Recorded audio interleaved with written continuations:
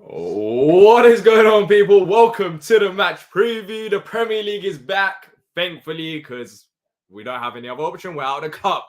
And guess who we're facing again? Manchester United. Another live match preview as the games are coming thick and fast. We just don't have the time to record it, so we just have to come out here, do it live, and also have you lot engage as well with the conversation. So if you do enjoyed it, smash the like button and also subscribe. We're only about 80 away from the magic 4,000 subscribers. Thank you to every single one of you who has subscribed already. Joined by T here. We're going to talk about score predictions, what went right, what went wrong. Did any of the players who started the game, rotated players I'm talking about, actually deserve a spot in this game and more? So look, T, before we actually start with what went right, which not much did, the only thing that went right was the final whistle. It could have come any sooner. What did you make of the game? Because of course we couldn't have you for the match reaction. It was a late kickoff. It ended absolutely awful, and I'm pretty sure you didn't want to talk about it. But I was here, funny enough, doing a 2-hour show. I heard that. Saw the show went pretty long. Yeah, very long. Out of all games, that game, 2 hours. There's not even much to talk about. But yeah, what did you make of it, T?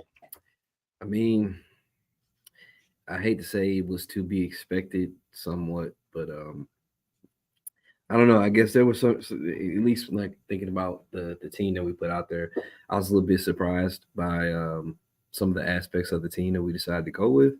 I was happy to see Jez get a start. Was not happy to see him come off as early as he did, especially for a defender for whatever reason. But it's one of those things that where we are right now with the situation that we're in with the available players and things, you knew it was going to be a tough match. So I would have liked us to put on a better performance, somewhat. Have more shots, a little bit more gumption to us, but it is what it is. Yeah, well, I'm going to actually have an opposition preview probably coming out tomorrow. As I said, we're doing this live because there isn't enough time to record it. The game's coming thick and fast. And I'll be interested to hear what Man United fans think about it. Someone from the United Stand channel will be coming on here to preview the game, and I'll be there on Saturday before the game as well, around 1:30 on the channel as well. Look, T, I thought a lot went wrong. I thought it was an embarrassing performance, and I still do think that it's not going to change it. It was not just reactionary. I genuinely thought that with the players that we got out on the pitch, yes, there was rotated players, but it was far too negative. So for you, what went wrong?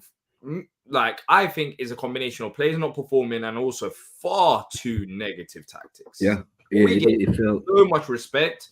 And I get it. It's Old Trafford, Man United away from home, but they have not been that great this season. So I don't know why we gave them this much respect in a game where in the past, I never saw Palace like this against Man United, even under Hodgson. Like, I don't remember a game like this where we basically just said, have the ball. We're going to defend in front of our goal, not even our own, own half. It was genuinely pathetic. But for you, what was it? I think it's like you said, you show a team too much respect. You hand them the ball, and eventually they're gonna score. You know what I mean? And that's why that counterattacking style, to an extent, can be, like you said, just way too negative, and not enough on the other side of the pitch, man.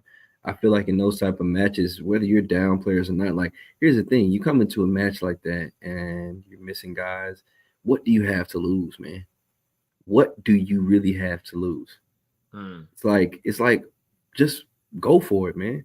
Play. Try to win. Try to score goals. Like, does it truly matter? There's no league table. If you get 7 hung on you, it's not going to affect your goal difference. Like, you're done. So it's like, just play. Go for it, man. Like the negative play, things like that. It's just it. I don't know. It's in, and like you said, it starts with how we play, but then also who's in there playing that way too. So I don't know, man. I would like to see us be a lot more positive for sure. Look, it's funny because you want to be, of course, you want to see a bit more positivity, but for us, I just didn't see us like it was even on Palace levels in terms of sitting back. It was just a different level. Like, we just simply it seemed like we had no plan to attack. that's the most baffling thing. It was just vibes. It felt like just vibes. Just get the ball, and I don't know what we was planning to do. Literally, I don't know what it was. Pray Henry you can get a Kane, more goal intensity, 1-0. more defensive intelligence, needs to have a bit more bite about us in attack and a bit of character to bounce back. Take our chances if we make them, and of course, a bit of luck as well. Chloe's saying a better performance.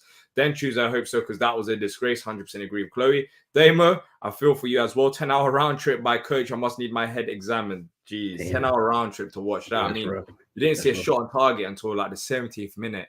And of course, Tuesday night game. Oh, geez, that must not be nice. But hats off to all of you that traveled there. Hats off to all of you, because there wasn't that many, but we heard you loud and clear. You still outsung the United fans, and that says everything. That says everything about Palace compared to United. Tim saying just need some fight, hard challenges, pressing immediately when the ball crosses into midfield, and be aggressive, cutting out those damn crossfield passes. Yeah, look, T, I think when I mentioned player performances as well, being, you know, of course, the players out on the pitch need to take accountability as well. You saw things like that's very uncharacteristic for Palace, especially like the likes of Jordan Ayew, not tracking runners behind. In the first half, he was having him there. He was just leaving Tyrick Mitchell out there, and you saw it from the first goal. I think it's Dallo that went through the space. It should have been Jordan Ayew marking him, didn't mark him. And that happened numerous of times in the first half. So when you combine the negative tactics, which are hopefully that will change because clearly it didn't work. Hopefully we have a different plan.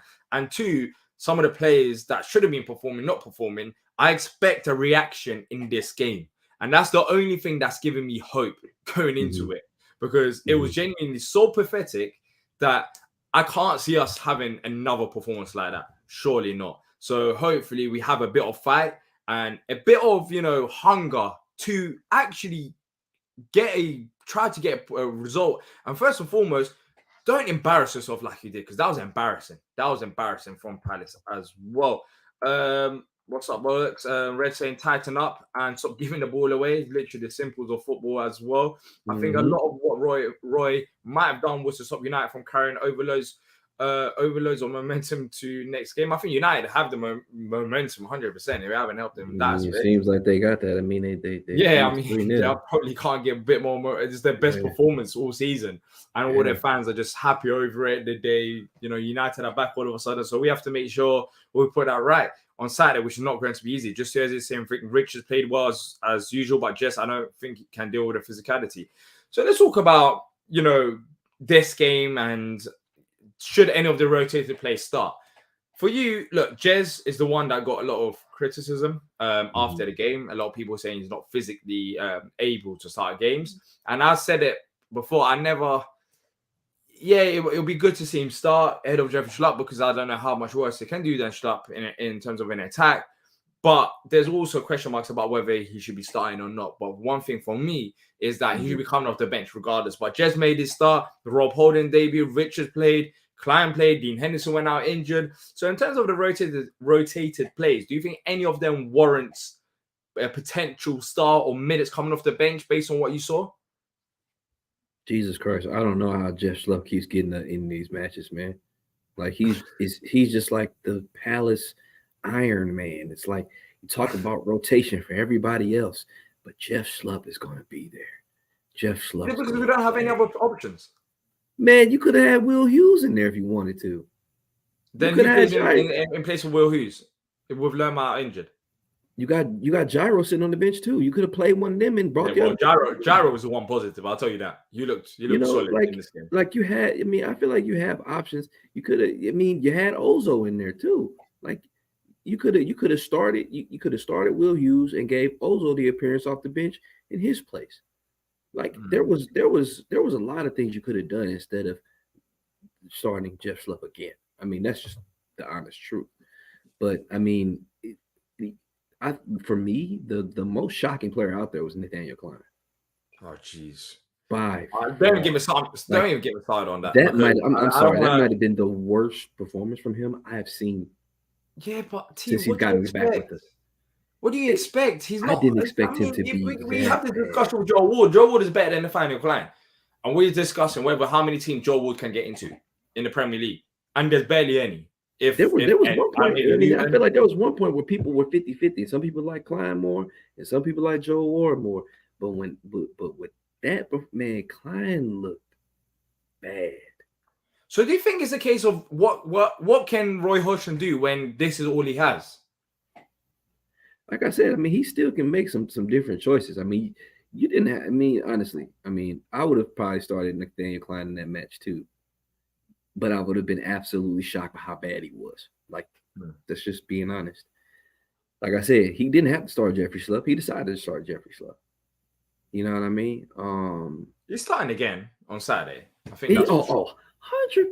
And the thing is, it's funny because you talk about resting players and having to play players a whole bunch. Dog, you're gonna start Jeffrey Schlupp every match, no matter what. So what about how come you don't rest Jeffrey Schlupp? Like what about him? Why don't you give your boy a break? There's lack of options. I think that's his point, that we didn't back him enough, and there's lack of options in terms of creativity as well. Look, Richards played.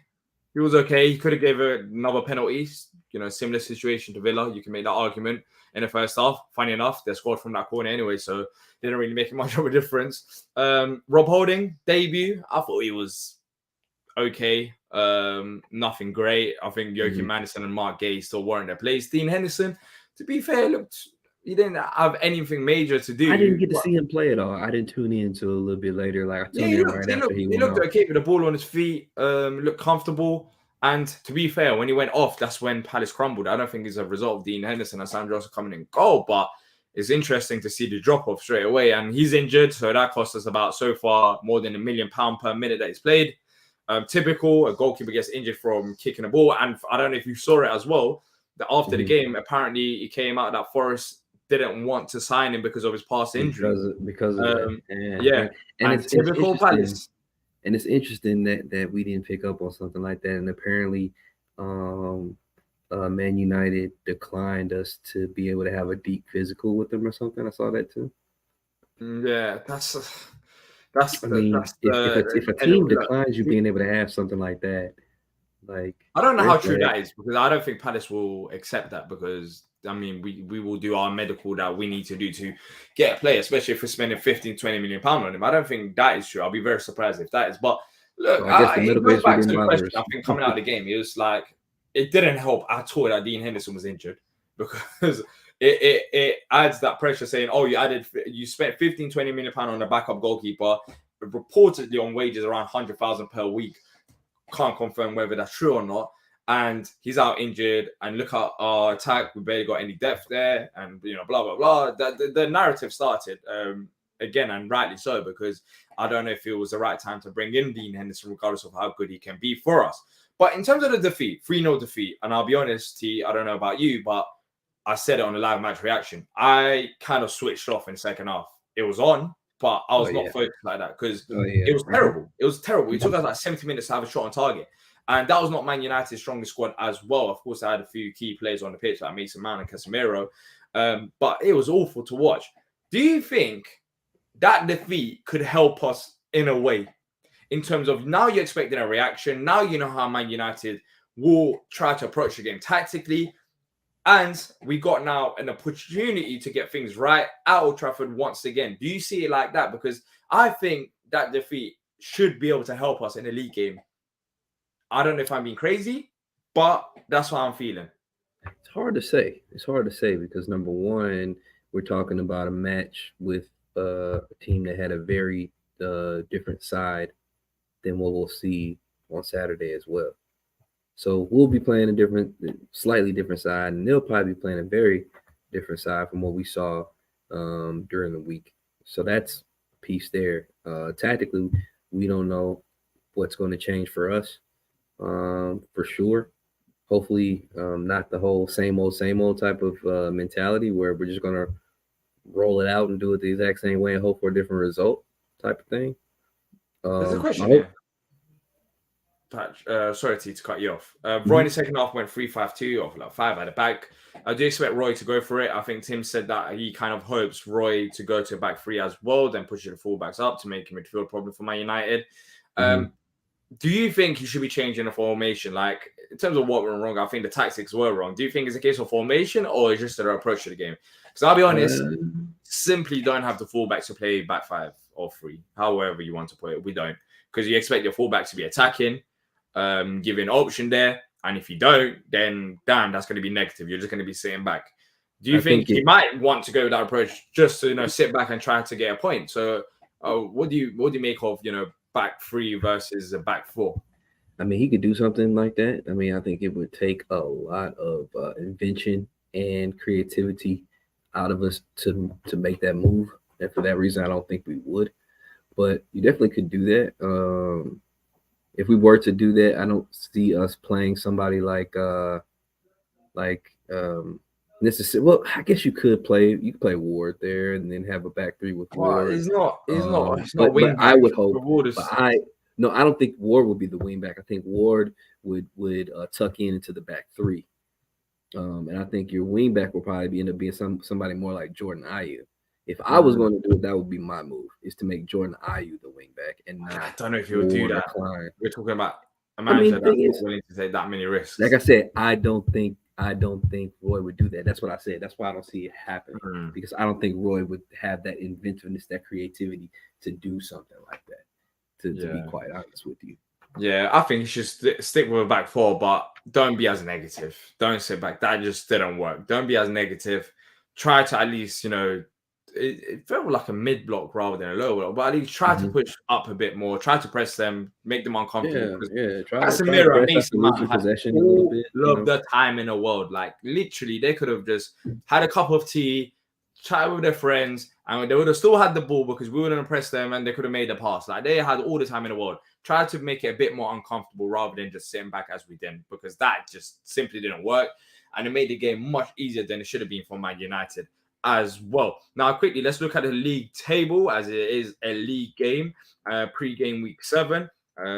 As we can see, Palace are sitting 10th right now, and the results go like this. If Palace were to win, would go up to joint 7th, depending on goal difference. A draw the highest we can go with a draw is 8th, and a loss can bring us down to 14th as well.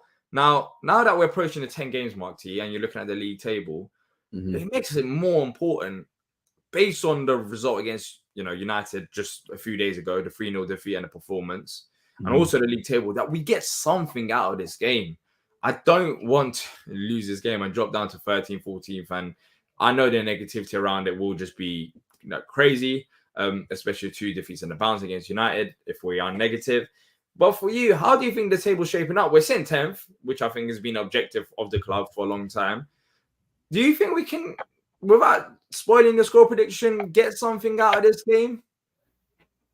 Yeah, I do. I think we can get something out of almost any game we play in, to be honest with you. But I mean, I think the hardest part about it right now is the fact that you're going in so shorthanded as far as who's available to play. But I think it starts with tactics, and I think it starts with how hard guys are playing, and what we can do as far as changing our mentality from coming off of that loss, to be honest with you. Yeah. For me, we need to get some.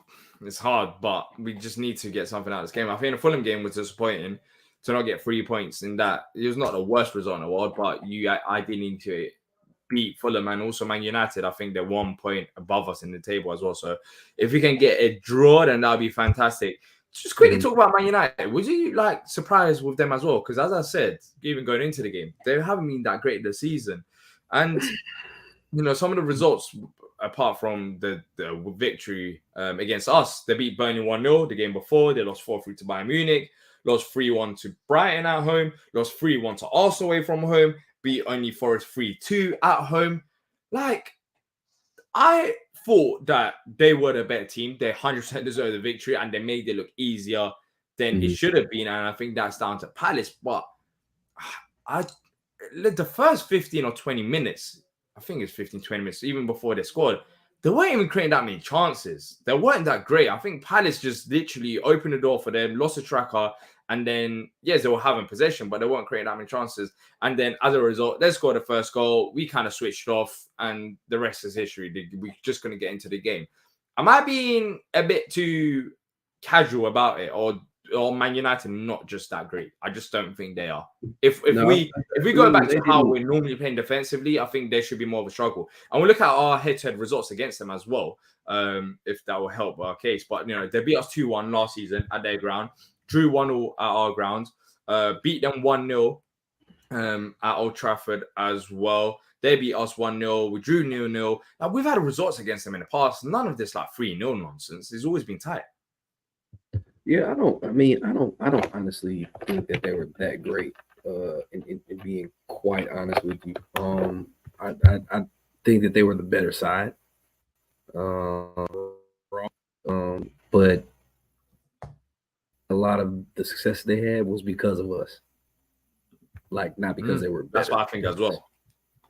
Yeah, that's what I think as well. It's on us. It's on us. Like that's why they had all that success that they had, and I think the main success was from midfield as well. T, how they done in midfield.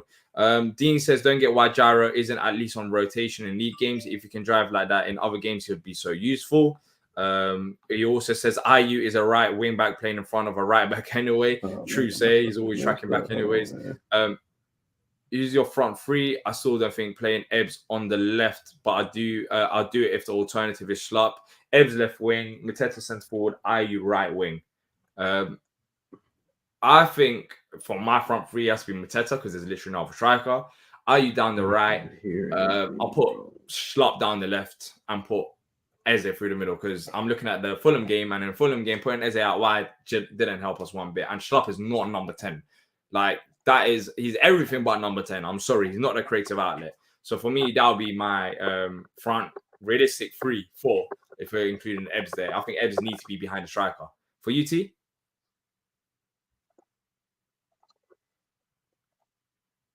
Can you hear me? I don't think T can hear me. Let me know in the chat what you guys think as well. But in terms of who we're worrying about in the game, I think it's the midfield, Casemiro and Mount. It would have been nice to have Lerma back, but I doubt that he would be available for the game. T just having audio issues, so he can't hear me. So yeah, I was wondering. I was like, why is his face like that? I agree with Tim and have Hughes or Gyro pair with Decore, said Joe. But then again, Gyro went out injured. And also, if you're injured in the stream, make sure to hit the like button and subscribe, people. And Tim saying, why does he even have to be in there, though? I want Schlupp coming off the bench. And I think it's better suited to the bench. But Tim, it's all for defensive reasons. And I don't think he's a great defender in the first place. So I don't understand it myself, in all honesty. It's baffling. He's not number 10. He's never been a number 10. He's not that fantastic defensively. He had an okay game against Fulham. But apart from that, it's just been a bunch of mid games. Nothing so special as well. T, can you still hear me? Or... All right, cool. So we were talking about front three. We were talking about what my front three would be. I said I'll have Mateta up front, IU down the right, Schlupp down the left because it's going to play Schlupp, so I'll have to put him down the left. What was that face? Are you all right? That was my visceral reaction to hearing. You know when you have like lemons and you just like yeah. That's my visceral reaction. And then I'll put Eze. I'll put Eze as a number 10 again. But for you already have. For me, not for Roy. For me, I would go with a 3-5-2. I would play. We don't have fullbacks. We don't have the I'm telling you, you asked me what I would do. I would go 3-5-2. I would play Jordan Ayew on the right. I would as my right fullback. And I will also play Chris Richards in that back three. I would also I'd probably play Mateta up top with honestly with the injuries we have, I just throw Roxaki in there up with them and let Ez playing a 10 and then have Hughes and Decore behind them. Yeah. That's how I do it, personally.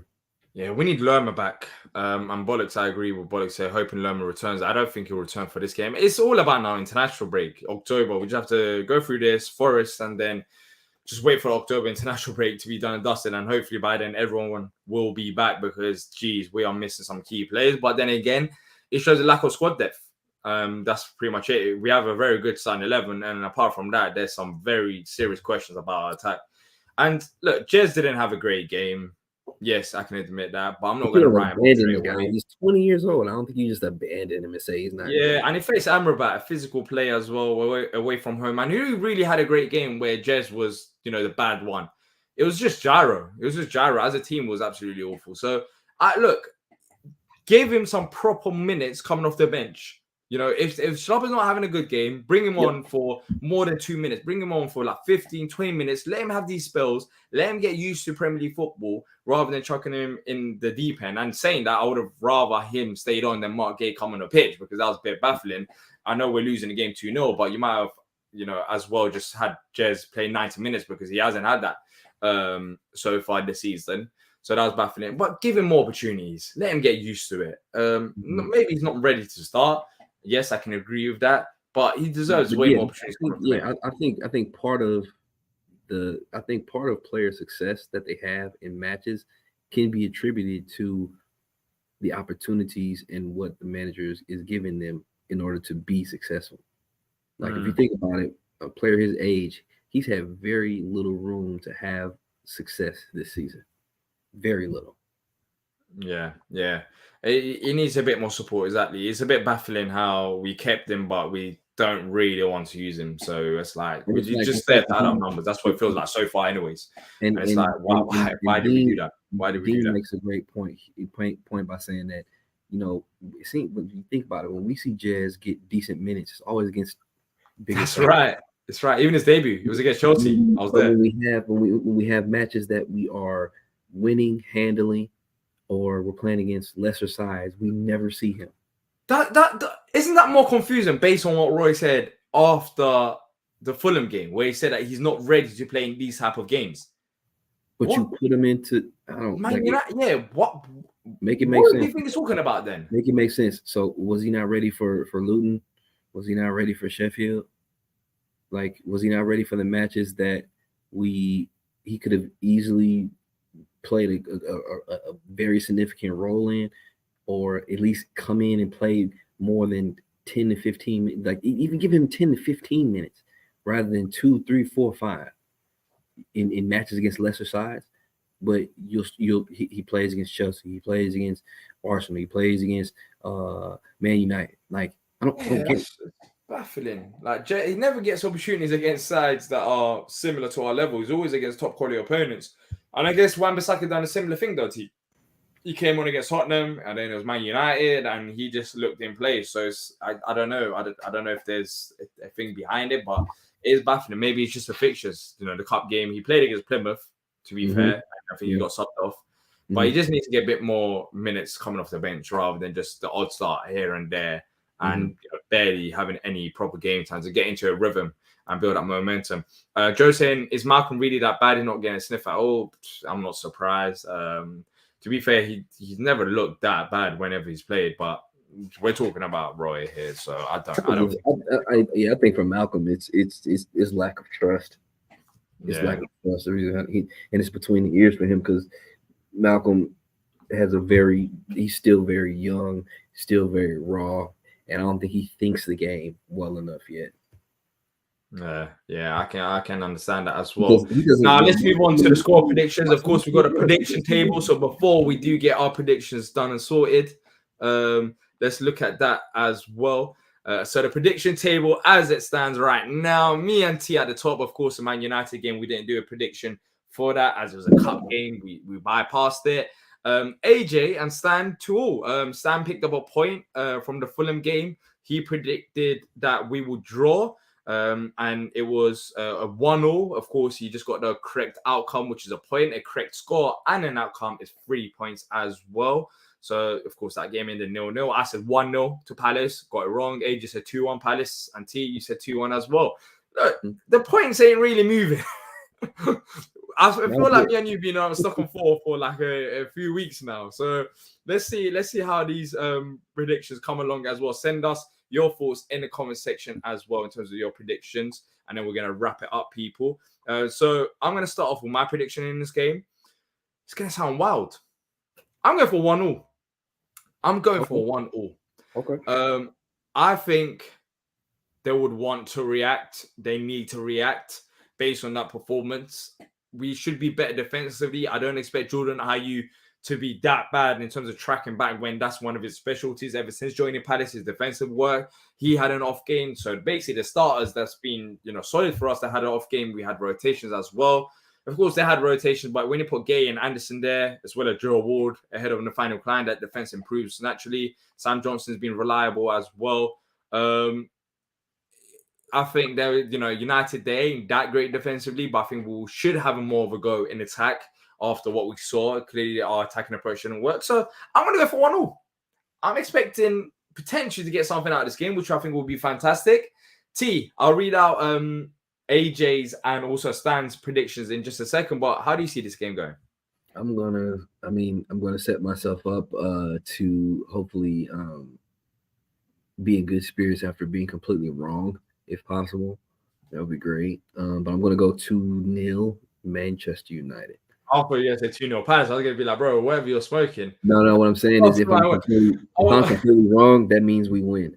So well, you don't get the points in the prediction table, so you're saying and I told you the only time that I'm okay with not getting points is if I predict that we lost and we actually win. I'm so okay 2-0. So clearly one of us two, if we can't get the same amount of points. You're predicting a defeat. I'm saying a draw as well. So hopefully I get it for our sake and we get a point, and hopefully you're wrong as well. So what AJ and Stan said in terms of their prediction, they couldn't join us tonight. Stan said 3-1 United.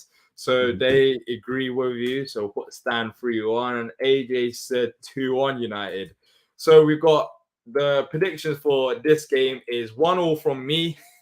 So I'm the only anomaly here. 2-1 to Manchester United for AJ, 3-1 to United for Stan, and 2-0 says T. As always, the correct outcome gets you a point, and the correct score and outcome gets you all 3 points. So hopefully I get all 3 points. That would mean or we win and none of us get points, and I'm cool with that. Oh yeah, I'm cool with that as well. But based on what we saw on Tuesday, geez, that would be incredible if you managed to do that. I mean, that would be absolutely amazing. But even me, like, I'm not expecting something like that. Amit said it's either going to be a 0-0 or we lose 1-0. T's playing chess, not checkers, says Joe. So yeah, look, I want a point, man. I want a point. Of course, he's doing this mind game stuff, but if it works out, then great. Palace get a point. But if my thing works out as well, then I'm getting a point and Palace are getting a point. So we both win. So we'll see what happens. You know what we should do? It's a bit late now for this, but we should have done like predict goal scorer. If you can predict the goal scorer as well, you get like 5+ points. That would have been good to do. But then again, we're not going to score that many goals. So score prediction for now. We'll start there, and later on we might be able to shift it through. Just quickly, we'll answer this, then we'll wrap it up, people. Bollocks is saying, what did you make of Ozo? Ozo looked decent when he came on. He had that opportunity where he should have done better in front of goal, but he looked physically in place as he was always done. If I'm being honest, man, I say we blood that kid and just let him play. I mean, honestly, man, like, and that's how guys can make. I think he can make that jump, man. Like, I don't know. I like David Ozo a lot. I do, and once again, I mean, I'd rather see David Ozo out there than Jeffrey Slow. I ain't gonna even say it. Oh, it sounds crazy, but I wouldn't mind that as well. It's something different. Ozo seems hungry as well, and I think he's fit for 9 minutes, which not everyone on the pitch is, based on just fitness levels and the eye test. So Decore, Ozo, Eze. That sounds a bit more, maybe because Ozo is a different name, sounds a bit more exciting, and it'll be an interesting test. But Ozo looked solid. He looked solid when he came on. It's a different conversation to what we're hearing from like the Jez aspect. Jez being physically able to handle it. Like David Ozo definitely can handle it. Yeah, David Ozo is a bit more physical than Man United's first team senior players. That's never a problem. Exactly. It's just like about they showed him next to Cat. He was standing next to Casemiro, and I'm like, oh, yeah, exactly. Yeah. he's still young as well. That's the crazy thing. And Casemiro is a grown ass man, so he didn't look out of place in terms of that as well. But look, people, it's a live match preview, of course. We'll be back to normal scheduling next week. this Man United fest is finally over. Hopefully we get a result. Of course, we'll be back for the live match reaction as well. I'm tired talking about Man United, but tomorrow, once again, we'll be talking about United because there'll be an opposition preview with the guys from United Stand as well. If you have enjoyed this, make sure to leave a like and subscribe. If you're new here, let's get over 4,000 subscribers. Share it to your family member, share it to your dog, let your dog watch it, whoever. Let's keep the channel growing. And let's get this 4,000 subscribers sooner rather than later. Thanks to every single one of you who's joined us today live and watching on replay. Let us know your thoughts in the comment section down below. And until next time, up the palace. Up the palace.